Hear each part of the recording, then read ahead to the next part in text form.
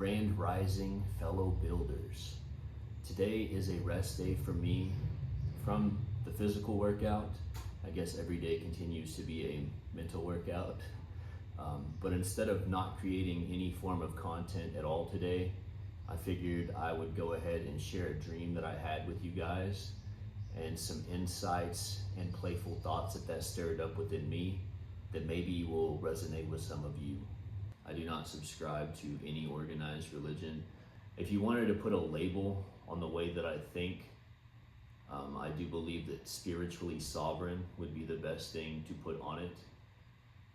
I personally do not believe in faith or belief because those words by definition allow the acceptance of the possibility of those things not being real. I prefer to operate through actual experiences and one-on-ones. I think that everyone's experience with God is unique and individual, and nobody has the power to tell you how that's supposed to be, or how you're supposed to commune with it. That being said, I think that the most important thing in life is to just not live by fear. I feel like the greatest way to display faith to a creator would to be fearless, because what do you have to fear when God's on your side?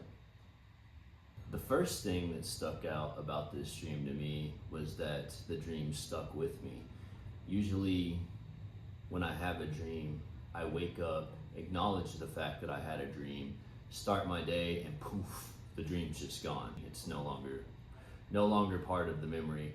But this one kind of just stuck with me throughout the day. And later on in the shower is when I had some revelations about the dream itself.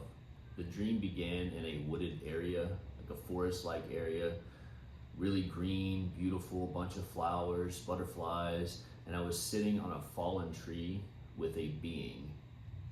There was no verbal exchange of conversation, and I don't remember any specific physical features about the being or anything, just the fact that it was like me.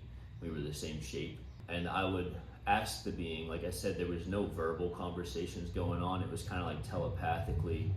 I would request understanding of just the universe and things around me.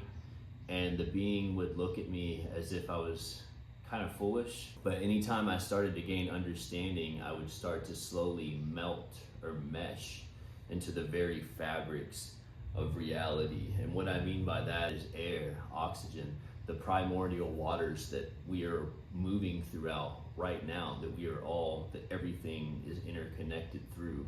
I would just dissolve into that.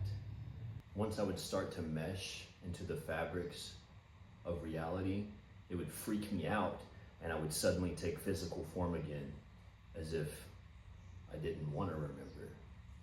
So later on that evening, I was in the shower, and I had just the thought of, like, imagine for a second, or try to, I know it's unfathomable, if you were an all-seeing, all-knowing, omnipotent, omniscient being that created everything, and you were just the fabric of that reality, just a constant spectator.